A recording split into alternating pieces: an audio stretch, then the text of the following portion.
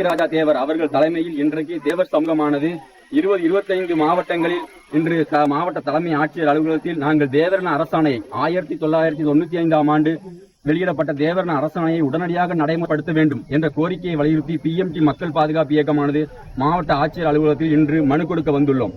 இந்த மனுவானது 1995ஆம் ஆண்டிலிருந்து நாங்கள் கோரிக்கையாக தேவர் சமூகமானது வைத்து வந்துள்ளது. போர்க்களங்களிலும் பூர்வக்குடி மக்களான நாங்கள் இந்த போர்க்களங்களில் இந்த சுதந்திரத்திற்காகவும் சரி பல போராட்டங்களிலும் போர்க்களத்திலும் நாங்கள் உயிரை விட்டுள்ளோம், ரத்தம் சிந்தியுள்ளோம். ஆனால் அன்றைய காலகட்டத்திலும் எங்களுக்கு தேவரினம் என்பது கல்வெட்டாகவும் ஆவணமாகவும் இன்றும் உள்ளது. திருநெல்வேலி ஆர்காலஜி டிபார்ட்மெண்டில் நீங்கள் சென்று பார்த்தீர்கள் என்றால் அங்கே போர்க்களத்தில் உயிரிட்ட அத்தனை மறவர்களும் தேவர் சமூகம் என்ற பட்டத்தை சார்ந்தே போர்க்களத்தில் உயிரை நீத்துள்ளார்கள்.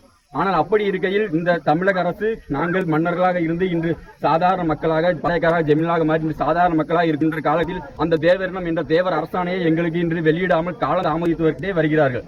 இதற்கு காரணம் என்று பார்த்தால் நாங்கள் முக்குளத்துவ சமூகம் ஒன்றாகிவிடக்கூடாது என்ற அரசியல் சூழ்ச்சியை காரணமாக அமைகிறது. இது தொடருமானால் PMT மக்கள் பாதுகாப்பு இயக்கம் இன்னும் மிகப்பெரிய போராட்டத்தை நடத்த நாங்கள் ஆயுதப்படுத்தியுள்ளோம்.